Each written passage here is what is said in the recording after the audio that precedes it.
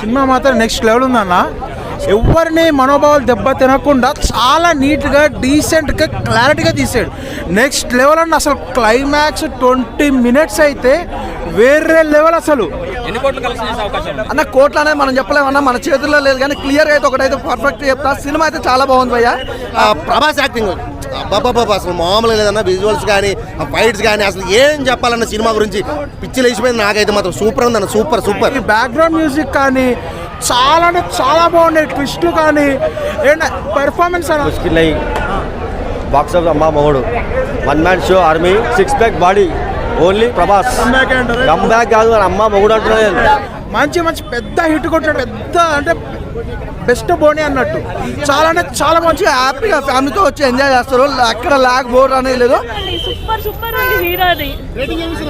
Comedy ఉంది, అన్నీ ఉన్నాయి.